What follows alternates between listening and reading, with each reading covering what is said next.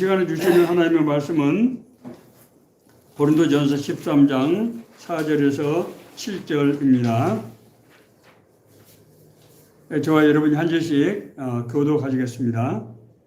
사랑은 오래 참고 사랑은 온유하며 시기하지 아니하며 사랑은 자랑하지 아니하며 교만하지 아니하며 무례에 행하지 아니하며 자기의 유익을 구하지 아니하며 성내지 아니하며 약한 것을 생각하지 아니하며 불의를 기뻐하지 아니하며 진리와 함께 기뻐하고 모든 것을 참으며 모든 것을 믿으며 모든 것을 바라며 모든 것을 견디느니라. 아멘.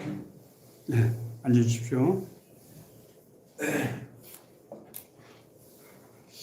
저는 이 성경 말씀 고린도서 13장 생각할 때마다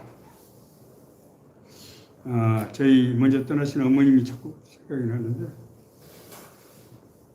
그 얘기를 뭐 여러 번 하면 안 되니까 오늘은 다른 예화를 제가 선택했습니다. 저희 초등학교 시절 얘기인데요. 제가 뭐 몇 차례 말씀드렸습니다만 제가 초등학교 제가 이제 전남 조그마한 섬에서 살다가 3학년 2학기 때 저희 아버지 결정에 따라서 도예지로 나와서 유학을 오게 됐단 말이에요. 제가 들어간 학교는 그 광주 지역에서 아주 이름이 있는 그런 학교, 전통적인 아주 그런 학교였습니다. 그런데 그 학교에 들어가 보니까 학생들이 나하고 너무 다른 거예요. 우선 저는 얼굴이, 저는 키도 조그맣고 얼굴이 새까맣고 피쩍 말랐는데 얘들은 피부가 뽀얗고 살이 아주 통통한 데다가 인물들이 그렇게 잘생긴 거예요. 그리고 애들이 얼마나 똑똑하고 말을 잘하는지 저도 시골에서는 그래도 뭐 좀 이렇게 한다고 했는데 보니까 너무 차이가 나고 구별이 되는 거예요. 네. 그런데 그 중에서도 아주 단연 최고의 학생이 있었습니다. 우리 반장을 하는 그 아이였는데 김아무개. 그런데 얘는 진짜 잘생겼어요. 얼굴이 아주 뽀얗고 눈도 크고요. 코가 오뚝하고 완전 외국 사람처럼 생겼어요. 그리고 말을 얼마나 잘하는지 그 공부를 우리 반에서 그냥 단연 1등이에요. 그러니까 얘가 아무튼 1등을 뺏긴 적은 나는 본 적이 없어요. 그리고 뭐 애들 말에 의하면 전교에서도 1등이나 2등 그렇게 한대요. 예. 그래서 그 아이가 우리들 대장이었고 영웅이었어요, 영웅. 걔가 뭐 말하면 아주 애들이 다 꼼짝 없이 따르고. 그런데 그렇게 성적이 좋고 활발하던 아이가 5학년 때 들었으니까 뭐가 조금씩 약간 좀 어설프다는 생각이 들더니 2학기 되니까 옛날하고 많이 얘가 달라지는 거예요.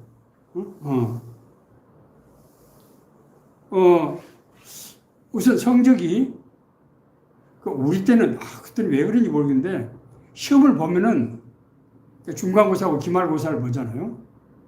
그러면 시험을 보면은 성적에 따라서 자리 배치를 다시 합니다. 이게 1번부터 이렇게 자리 배치를 쭉 하는 거예요. 이렇게. 저는 항상 처음에 시골에 가서 중하위권이었기 때문에 키도 작은데 뒤에서 앉으니까 잘 보이지도 않고 그랬어요.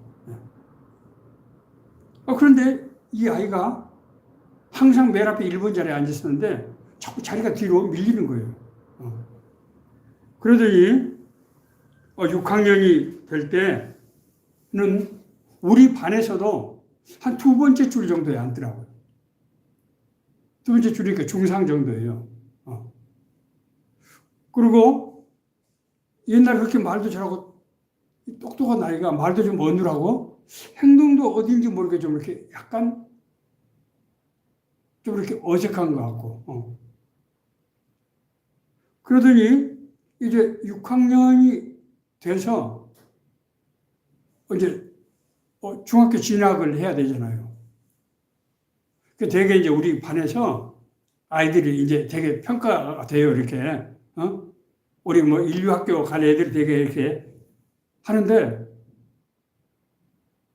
그 아이는 그런 그 대상에 들지 못했어요. 그러다가 얼마 있다가 그 아이가 갑자기 서울로 이사를 간다는 거예요. 그래서 우리는 얘가 이렇게 잘 나가는 애가 왜 갑자기 그럴까? 그 아이들끼리 수근수근한데 나는 뭐 애들 그 틈에 끼지도 못하고 뭐 정보도 없고 그래가지고 그냥 뭐 그런가 보다 하고 있었는데 아무튼 아이들이 이렇게 수근수근 하기 시작하더라고요. 나중에 들은 얘기인데 그 친구는 자기 부모님이 저학년 때부터 담임 선생님을 개인지도 학습을 받은 거예요. 그 당시가 불법이거든요. 지금도 뭐 불법이죠. 그래서 선행학습을 시키는 거예요, 선생님이. 자기가 가르칠 것을 선행학습을 시키는 겁니다. 그래서 시험을 보면 얘가 뭐 항상 단연 뭐 거의 100점 비슷한 아주 1등을 했던 거예요. 그런데 나중에 5학년이 되면서 너무 이 아이가 성적이 좋으니까 학부모들 사이에서 여러 가지 시기도 나오고 질투도 나오고 하면서 이런저런 얘기들이 나오기 시작했어요. 그러다가 누군가 그 아이 집에서 선생님이 나온 것을 본 거예요. 담임 선생님이 나오시는 것을 본 거예요. 그래서 이상한 소문이 퍼지기 시작했어요. 그 선생님이 개인 지도를 한다. 그러니까 그러고 나서 이 아이의 성적이 차츰 떨어지기 시작하는 것입니다. 그 아이 성적이 왜 떨어졌는지는 뭐 우리는 알 수 없지만 아무튼 그 담임 선생님을 봤다는 그 학부모 얘기가 학교에서 파다하게 떠돌면서 그 이후에 그런 현상이 이제 나타났던 것이고 1학년 때부터 계속 1등만 하는 아이가 우리 지역에서 소위 인류학교에 들어갈 형편이 못 되니까 여러 가지 이목도 있고 하니까 그냥 서울로 이사를 간 거다. 뭐 어쨌든 뭐 모르지만은 그런 소문이 파다하게 이제 퍼졌었던 그런 기억이 납니다. 근데 저는 지금 기억이 한 가지 확실한 것은 그 똘똘하던 아이가 정말로 6학년 때 되니까 뭐 우리가 좀 이렇게 꺼벙하다고 그러나요? 뭐 어벙하다고 그러나요? 아무튼 말과 행동하는 것이 영 이전과 다르고 내가 볼 때 우리 학생 뭐 이렇게 학생 사이에 이거 뭐 대화도 하고 토론도 하고 뭐 할 때 보면은 옛날처럼 그렇게 똑똑하지 않은 것 같은 그런 생각이 들었습니다. 그 친구의 부모님들은 시골에서 와서 자수성가하신 분이에요. 그래서 그 지역에 광주 충장로에 그래서 고급의 양품점을 하시던 부모였어요. 그래서 자신들이 많이 배우지를 못했기 때문에 아이들을 공부를 많이 시켜서 좋은 학교를 보내는 것이 그렇게 집착을 하셨다고 그래요. 어쨌든 나중에 제가 추측하기는 그렇게 아이가 선행학습을 받고 그래서 자기 실력이 아닌 그런 선생님의 도움으로 좋은 성적을 받으니까 스스로 공부할 수 있는 기회를 아마 내가 볼 때는 놓친 게 아닌가 생각이 돼요. 스스로 공부할 수 있는 시간이 없었겠죠. 그거 선생님이 가르쳐 준 거 그거 하고 그냥 그 시험에 나오니까. 그래서 사실 이 부모님은 아이를 잘 가르쳐 보려고 했던 것인데 선생님의 도움을 받으면 얘가 공부를 잘할 것이라고 생각했는데 그 선생님은 이 아이의 학습 능력을 길러준 것이 아니고 쉽게 말해서 답을 그냥 내줘서 이 아이를 망쳐버린 거예요. 저는 그렇게 생각할 수밖에 없었어요. 아마 다른 아이들도 다 그렇게 생각했을 거예요. 부모님이 그 많은 돈을 들여서 나는 그 부모님들이 배우지를 못해서 그렇지 그런 자식을 사랑하는 마음에서 그렇게 하지 않았겠습니까? 자기 자식이 잘못되기를 바라는 부모가 어디 있겠어요? 잘못된 사랑이 또 그 선생님도 잘못된 사랑이 아이를 그렇게 망치는 무서운 결과를 낳았다. 그렇게 생각이 들었습니다. 그래서 그 아이가 지금도 저는 눈에 선해요. 늘 기억이 납니다. 자, 우리가 2026년도, 우리 금년도, 우리 교회 주시는 비전, 우리가 표어로 삼는 이 말씀이 내가 너희를 사랑한 것 같이 너희도 서로 사랑하라. 자, 우리가 사랑이라는 말처럼 우리가 잘한다고 생각하지만은 실제로 그 사랑을 행하기 쉽지 않은 것이 저는 사랑이라고 생각해요. 나는 사실은 그 친구의 부모님만이 아니라고 생각해요. 많은 사람들이 자식이 잘 되기를 바라고, 그러기 위해서 많은 돈을 들이고, 노력을 들이고, 뭐, 소위 우리가 치맛바람이라고 하잖아요. 꼭 자기 아이를 망치려고 치맛바람하는 엄마가 어디가 있겠어요? 자식이 기 죽지 않고 똑똑하고 당당하게 공부 잘하게 하려고 하는 거잖아요. 그런데, 그렇게 해서 자란 아이들이 별로 결과가 썩 그렇게 좋지 않더라는 거예요. 오히려 부모의 도움을 받지 못하고 혼자 그냥 마치 잡초처럼 몸부림치면서 자라는 아이들이 나중에 사회에 가서 적응력이 더 강하고 똑똑하고 뛰어난 사람들이 의외로 많더라는 거예요. 여기서 우리는 사랑이라는 게 무엇이냐? 우리 사랑의 목표, 방향이 뭐냐? 어떻게 할 것이냐 하는 문제가 우리에게 이제 직면하게 될 수밖에 없다고 하는 것입니다. 사랑이라는 헬라어 단어는 대개 크게 뭐 세 가지, 네 가지 부류도 있습니다만은 크게 보면 두 가지예요, 그냥. 첫째는 에로스고 둘째는 아가페입니다. 에로스라고 하는 것은 자격이 있는 대상에 대한 사랑이라고 이해하시면 돼요. 어떤 사람이 사랑을 받을 만한 자격이 있기 때문에 내가 사랑하는 거예요. 일단 내가 좋아하는 사람이라든지 나를 좋아하는 사람이라든지 내가 그 사람을 도와주면 나한테 유익이 된다든지 뭐 이런 사람. 우리가 일반적으로 생각하는 사실의 사랑이 대부분 여기 해당되는 거예요. 에로스라는 말을 뭐 조금 이렇게 뭐 성적인 측면에서 곡해하는 경우가 있는데 반드시 그런 것만은 아니에요. 사랑은 사랑할 자격이 마땅히 있기 때문에 받는 일테면은 대가적인 거는 사랑이라고 보시면 돼요. 근데 아가페는 자격이 없는 사람에게 베푸는 사랑이에요. 이걸 그래서 우리가 신적 사랑이라고 얘기하는 거죠. 아무런 자격이 없는데 무조건적인 사랑, 절대적인 사랑이에요. 환경과 조건에 관계없이 이 부어주는 그런 사랑이라는 거죠. 신약 성경에서 나오는, 특히 복음서에서 나오는 사랑은 거의 모든 단어를 아가페라는 단어를 쓰고 있는 것을 볼 수 있습니다.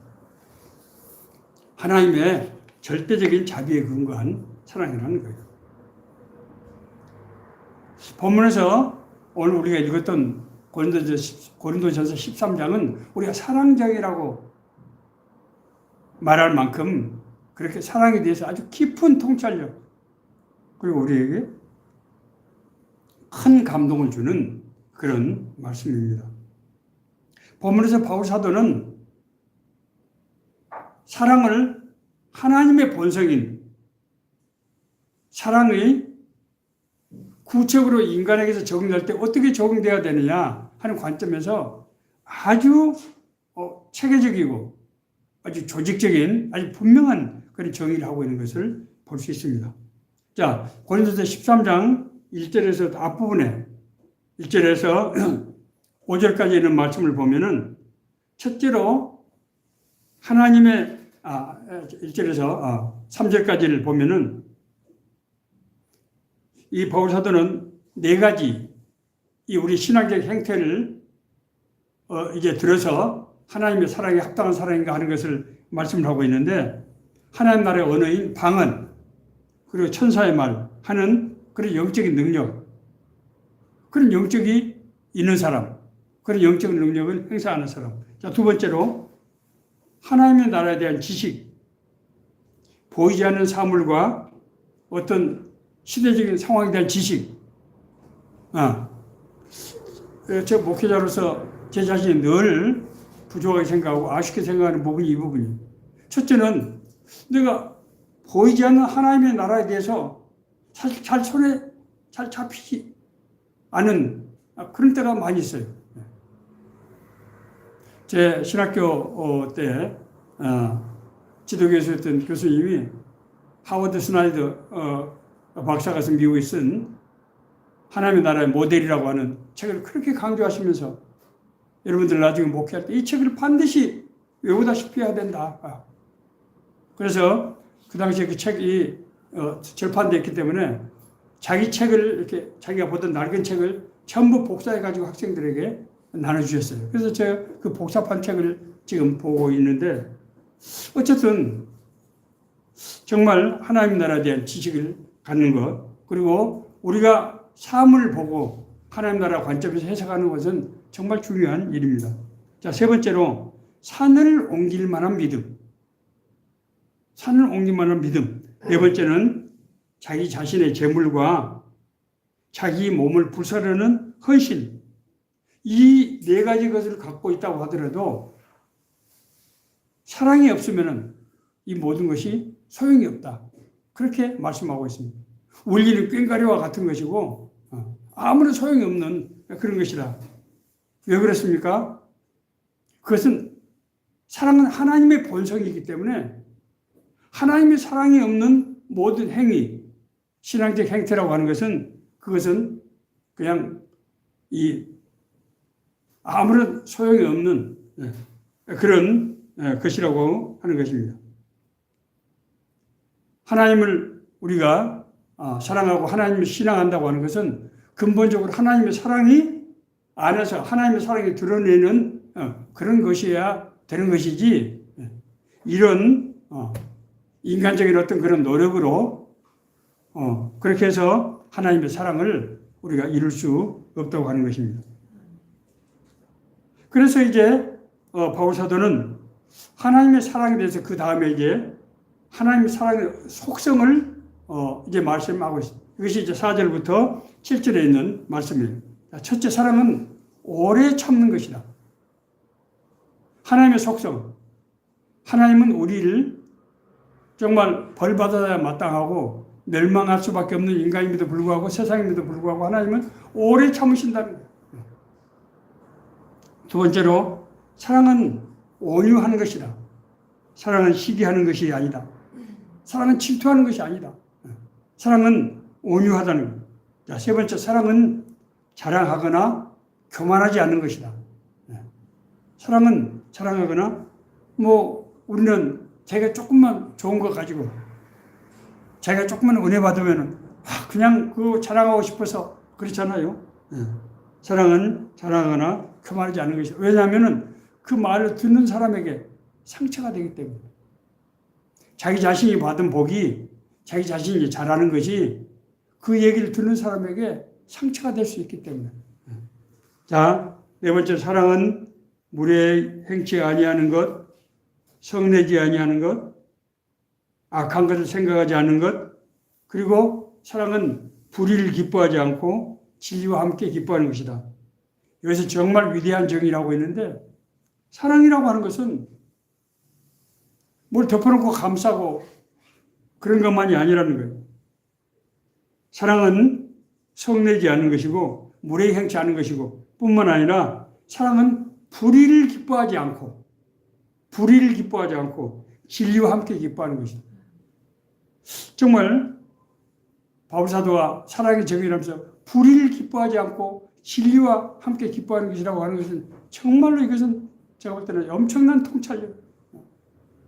그냥 무릎을 탁 치고 그렇지. 하나님의 본성. 그래서 사랑과 공의가 거기서 같이 만나게 되는 거예요. 우리는 사랑과 공의를 다른 것이라고 생각하기가 쉬운데 바울 사도는 그걸 꿰뚫어 보고 사랑에는 하나님의 공의가 같이 들어있다는 것이에요. 공의가 되지 않은 사랑은 사랑이 아니고 사랑이 없는 공의는 공의가 될 수가 없다고 하는 것이죠. 앞서 예를 들어서 들었던 친구의 경우에 이 부모님은 자기 자식을, 아들을 사랑한다고 했지만은 이 두 가지 관점, 이 공이라는 관점, 어떤 의라고 하는 관점, 그리고 그것이 그 아이에게 진짜로 도움이 되지 않는, 아이에게 맞지 않는 그런 사랑의 표현이었다는 것입니다. 그래서 그 결과로 그것이 아이에게 무서운 스스로 발전할 수 있는 기회를 박탈해서 정말 그 황금과 같은 청소년 시기를 제대로 자라지 못하게 하는 그런 정말 안타까운 결과를 낳게 됐다고 하는 것입니다. 그러면서 이제 바울은 이런 사랑을 행하기 위해서는 우리가 모든 것을 참으며, 모든 것을 믿으며, 모든 것을 바라며, 모든 것을 견디어야 한다. 제가 성비가 좀 어렸을 때 급했던 것 같아요. 저희 어머니가, 저는 어머니 임종을 못했는데, 저희 어머니 유언이라고 생각해요. 현선아, 한시를 참으면 10시가 편하다. 저희 어머니께서는 늘 말씀하셨어요. 아들이 성격이 급한 것을 아시고 그것이 문제가 될 수 있다고 하는 걸 너무나 잘 아시는 거예요. 늘 그 말씀하셨어요. 한시를 참으면 10시가 편하다. 그래서 저는 고린도서 13장에 4절에서 7절, 특히 이 7절의 말씀이 늘 제 마음속에 가슴에 와닿고, 제가 성격이 급해서 행한 여러 가지 실수, 잘못들이 있는데 그때마다 이 말씀을 생각하고 어머니를 생각하게 됩니다. 우리가 금년도에 우리가 교회의 표어로 삼았던, 우리가 모두가 다 붙잡고 나갑시다 라고 이제 제시했던, 내가 너희를 사랑한 것 같이 너희도 서로 사랑하라. 이 말씀은 두 가지 요소로 지금 구성되어 있는 것을 우리가 알 수 있습니다. 첫째는 내가 너희를 사랑한 것 같이, 내가 너희를 사랑한 것 같이, 이 말씀에는 이것도 두 가지 의미를 지금 내포하고 있어요. 첫째는 내가 너희를 사랑하였으니 너희도 다른 사람을 사랑을 하는 것이 마땅하다. 네가 사랑을 받았으면 너도 그 사랑을 갚아야 될 거 아니야. 나한테 갚지 말고 다른 사람에게 갚아라 하는 그런 의미가 있고, 그렇죠? 두 번째는 내가 너희를 사랑한 것 같이 할 때, 이 가치라는 말은 내가 너희를 사랑했던 그 방식으로 사랑해야 한다. 그렇게 우리가 해석할 수 있다는 거예요. 저는 그래서 이 내가 너희를 사랑한 것 같이, 이 말씀이 아주 중요한데, 이 말씀은 방금 제가 말씀드린 대로 우리가 사랑에 대한 부채, 빚, 바울사도는 내가 빚진자다 이렇게 얘기했거든요. 그렇죠. 자기는 예수님을 박해했던 사람 아닙니까?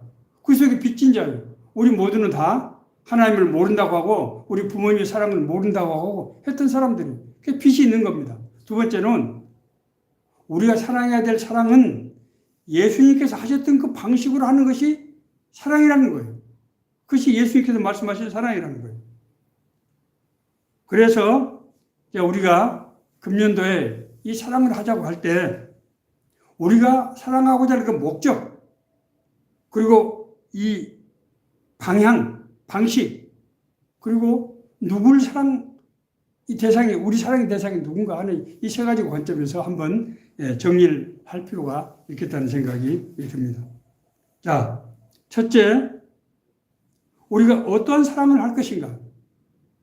앞서 말씀드렸던 우리 친구의 사례는 제가 이 말씀을, 예화를 어떤 걸 들까 하고 고민하다가 그 생각이 나서 내가 손뼉을 딱 치면서 바로 그거다 이런 생각이 들었어요.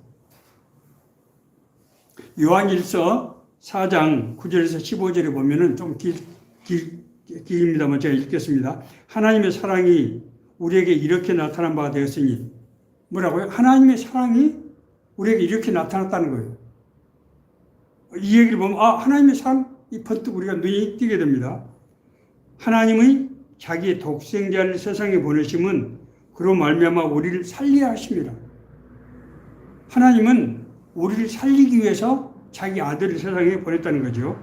사랑은 여기 있으니 우리가 하나님을 사랑한 것이 아니요 하나님의 우리를 사랑하사 우리 죄를 속하게 하여 화목제물로 그 아들을 보내셨습니다. 하나님의 사랑은 우리가 하나님을 사랑한 것이 아니고 하나님이 우리를 사랑한 데서부터 비롯된다고 하는 것입니다. 11절 사랑하는 자들아 하나님이 이같이 우리를 사랑하셨은즉 우리도 서로 사랑하는 것이 마땅하도다.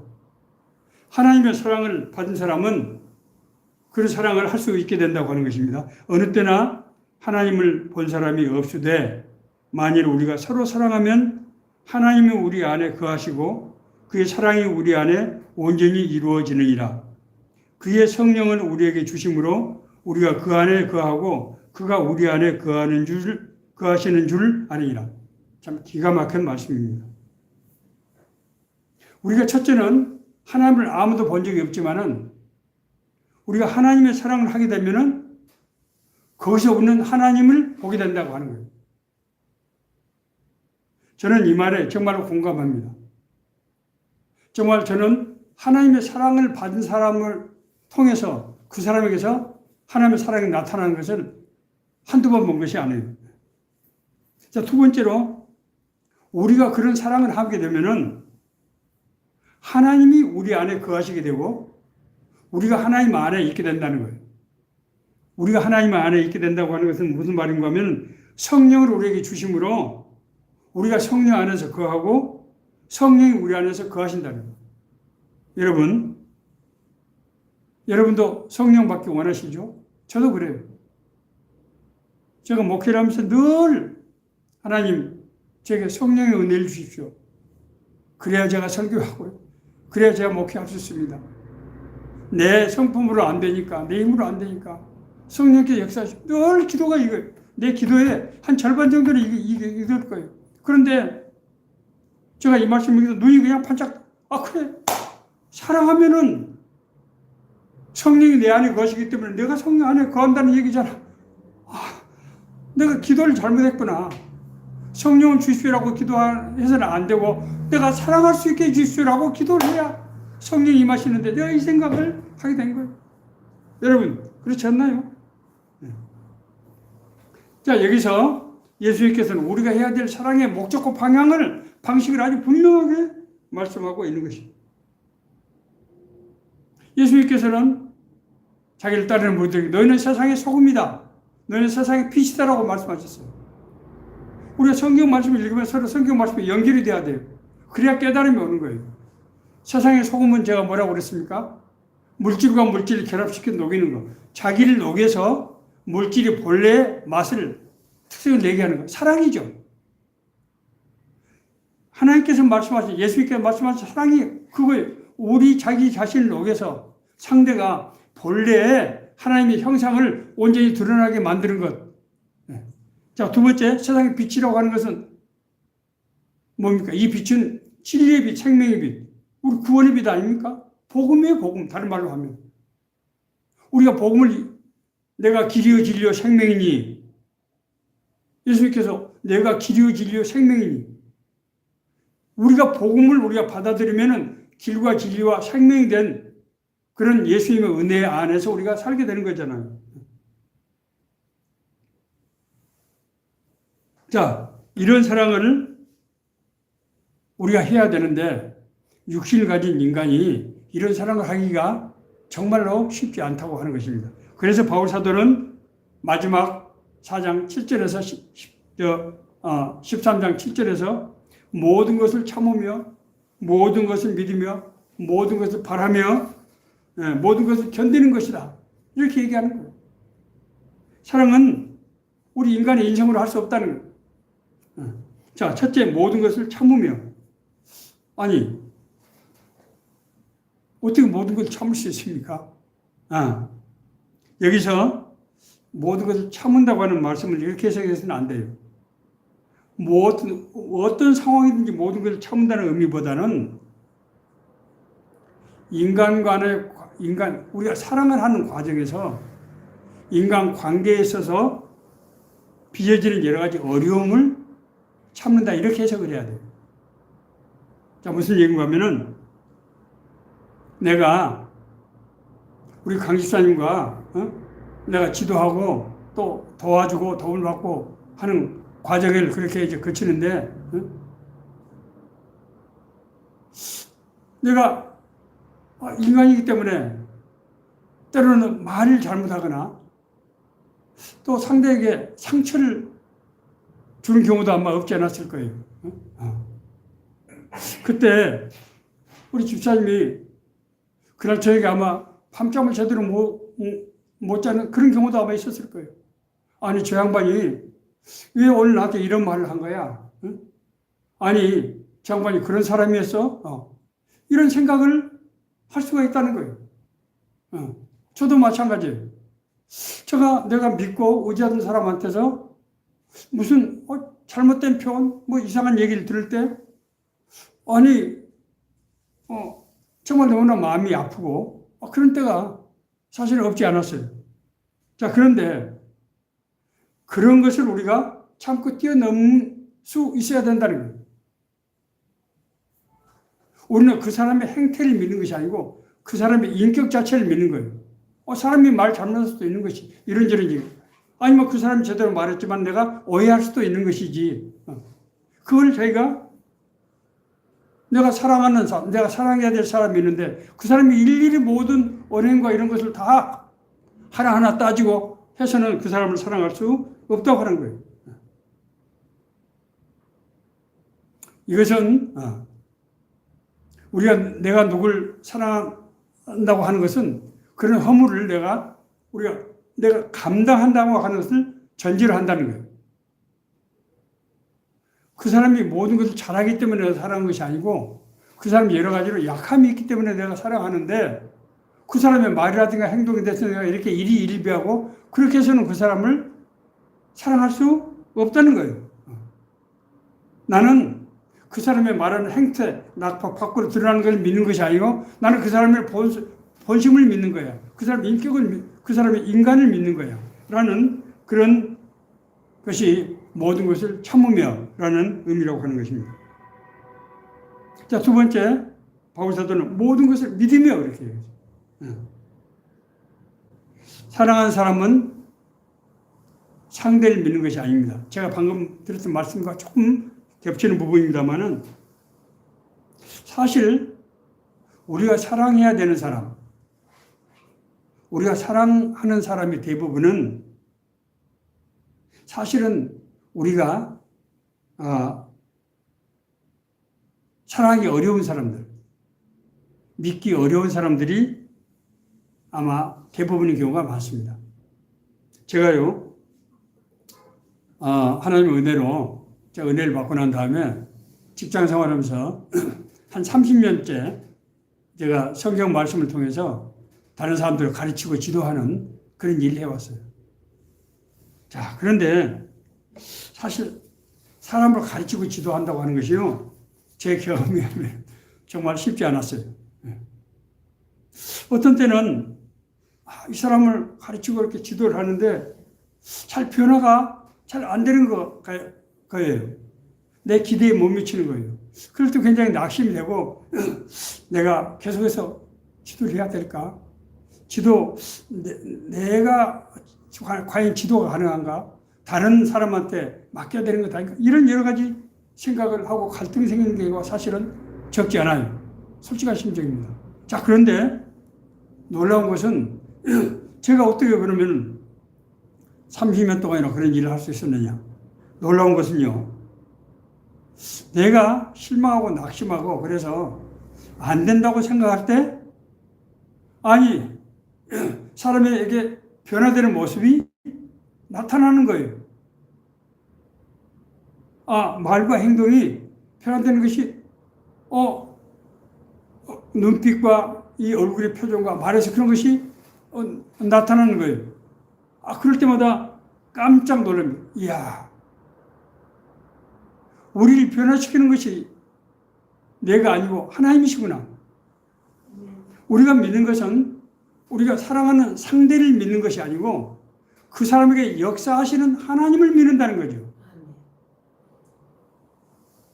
하나님이 내 능력에 의존하는 게 아니에요. 하나님은 내가 사랑하는 사람, 그 사람에게 의존하는 것이 아니에요. 사실은 우리와 내가 사랑하는 한 사람과 사랑하는 사랑을 받는 사람의 관계에 역사하시는 하나님의 영이 역사해서 우리를 통해서 하나님의 사랑이 드러난다는 거예요. 이 점을 우리가 이해를 해야 돼요. 우리가 그 사람을 변화시킬 수 있는 것이 아닙니다. 우리가 그 사람의 문제를 해결할 수 있는 것이 아니에요. 우리가 사랑을 하면은 그 사랑이 하나님의 능력으로 나타나서 그 사람을 변화시키더라는 거예요. 그래서 사람이 변화가 되더란 말입니다. 우리가 그래서 모든 것을 믿으며 그 사람 안에서 역사하시는 하나님의 사랑을 우리가 믿어야 된다고 하는 것입니다. 세 번째로 모든 것을 견딘다고 하는 거예요. 사랑에는 대가가 따릅니다. 사랑은 절대로 맨입으로 되지 않아요. 그 대가는 내 자신을 내어주는 대가예요. 사랑의 대가는 내 자신을 내어주는 대가입니다. 다시 말씀드리면 그 사람의 죄, 그 사람의 잘못된 점, 그 사람의 미숙한 점을 내가 덮어쓰는 거예요. 그 얘기는 그것을 내가 참고 용인해야 된다는 거예요. 내가 그 사람을 평가하고 일일이 판단하면 그 사람을 사랑하고 지도할 수가 없어요. 생각해 보세요. 예수님께서 우리를 위해서 십자가에 달리셨는데 우리가 지금 내가 이 홍아무개 목사가 하는 짓, 말하고 행동하고 하는 짓을 보면은 어떻게 내가 죄를 용서받을 수 있고 하나님의 구원을 받을 수가 있겠습니까? 말이 안 되는 거죠.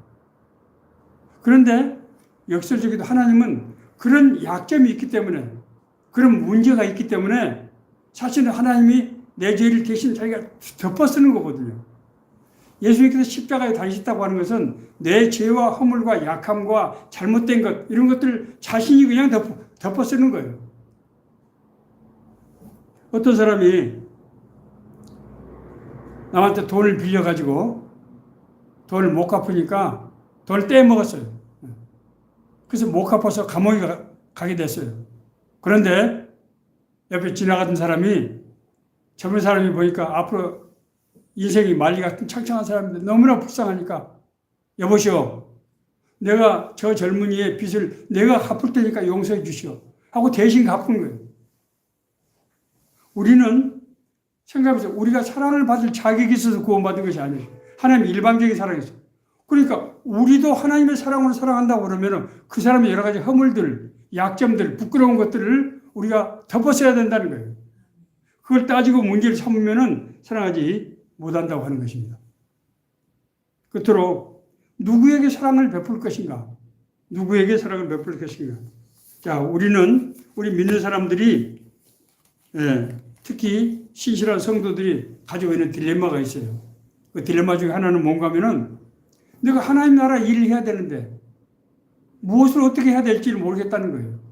많은 사람들이 사실은 저에게 제 제자들도 그렇고 그러니까 그런 물어본 그런 경험을 제가 여러 번 했어요. 물어봅니다. 순장님, 제가 무엇을 해야 됩니까? 제가 어떻게 해야 되는 겁니까? 그때 저는 그런 얘기 합니다. 아니, 하나님이 당신에게 그 얘기를 안 했단 말이에요? 하나님이 나한테는 얘기하던데 하나님이 당신에게 말씀을 안 하셨단 말이에요? 하나님은 우리에게 하나님의 일을 맡길 때 하나님이 특별한 어떤 사명을 맡기지 않는 한 우리 삶 가운데서 하나님의 사랑을 드러내는 거예요.